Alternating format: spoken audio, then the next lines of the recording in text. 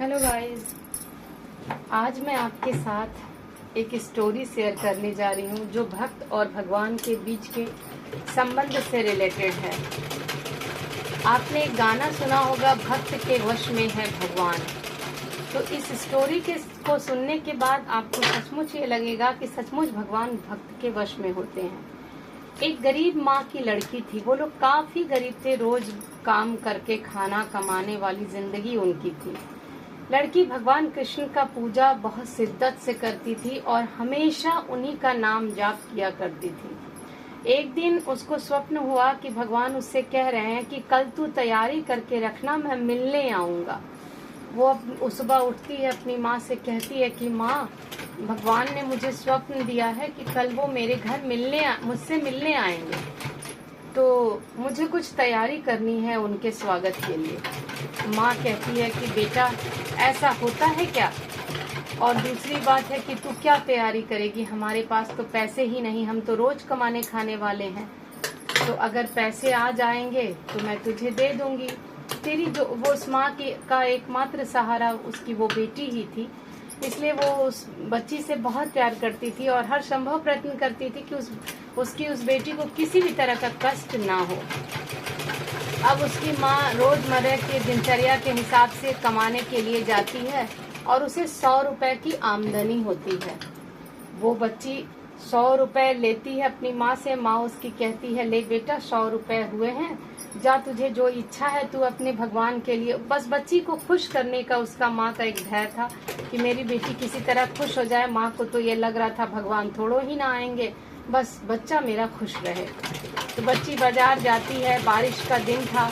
बच्ची एक छतरी खरीदती है कि प्रभु आएंगे तो अगर वो भीग गए तो मैं एक बारिश ले लेती हूँ। बारिश की वजह से थोड़ा मौसम भी ठंडा रह रहा था, तो बच्ची को लगता है कि एक कंबल भी ले लेती हूँ।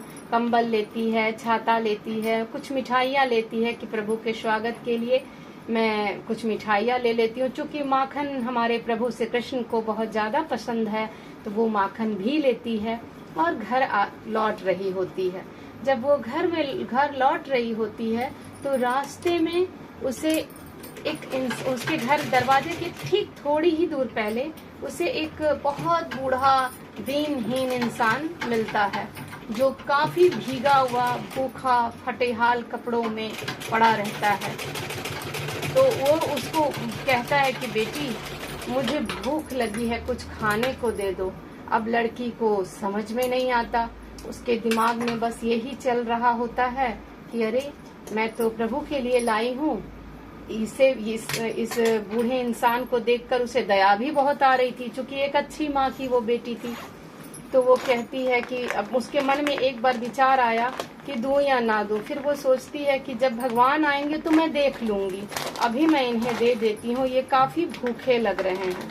तो बच्ची उस बूढ़े को खाना दे देती है। वो काफी भीगे हुए होते हैं, तो उनको एक गमछी भी उसने ली थी, जिसे टॉवेल आप लोग बोलते हो, वो भी ली थी, तो वो भी उसे उड़ा देती है और कंबल दे देती है ताकि थोड़ा ठंड कम लगे, और छाता दे देती है ताकि उनके यूज में आए। ये सारी चीज भगवान के लिए लाए हुए सारे चीज उस बूढ़े को दे देती है और कहती है भगवान आएंगे तो मैं देख लूंगी, और घर चली। बूढ़ा उसे आशीर्वाद देता हुआ, खूब खुश रहो बिटिया, खूब खुश रहो, कहता हुआ चला जाता है। वो जब घर आती है तो माँ बोलती है कि तू सामान ले आई अपने भगवान के लिए? तो कहती है, माँ, सामान तो मैं लेकर आई थी, पर ऐसी ऐसी बात है। वो सारी बातों को अपनी माँ को कह सुनाती है। माँ उसकी कहती है, वाह बेटा, तू तो अपने भगवान के लिए लाई थी, तू किसी और को दे आई, अब अगर तेरे भगवान आएंगे तो तू क्या करेगी? तो वो बच्ची कहती है, माँ, भगवान आएंगे तो देख लूंगी, पहले तो इन्हें ही जरूरत थी। उसके बाद वो दिन होता है, माँ बेटी खाना खाती हैं, खा पी के विश्राम करने जाती हैं। जब वो रात में सोने जाती है वो बच्ची, तो उसे स्वप्न होता है। भगवान श्री कृष्ण उसके स्वप्न में आकर कहते हैं, बहुत बहुत धन्यवाद बेटा, तुम हमेशा खुश रहो। मैं तुम्हारे घर आया था, मैंने तुम्हारे हाथ की मिठाई खाई, तुम्हारी छतरी यूज की, तुम्हारा कंबल भी ओढ़ा, तुम्हारा गमछी भी ओढ़ा, तो तुम बहुत खुश रहो बेटा। मैं मिलने आया था और तुम अपने परीक्षा में पास हो गई, अब जाओ, तुम्हारा सब कुछ बहुत अच्छा होगा। तुमने ये नहीं सोचा कि मैं जिनके लिए लाई हूँ उन्हीं को दूंगी, तुमने ये सोचा कि जिसे पहले जरूरत है मैं उनको करती हूँ। तो इसी तरह से हमें भगवान मिलते हैं। इतना कह के भगवान उसके स्वप्न से चले जाते हैं। तो दोस्तों, कहानी बहुत छोटी सी है, पर हमें एक सीख मिलती है कि आप अगर देखना चाहें तो भगवान हर जगह है, हर जन में है, हर चीज में है। बस हमारे नजरिए को हमें ठीक करना है।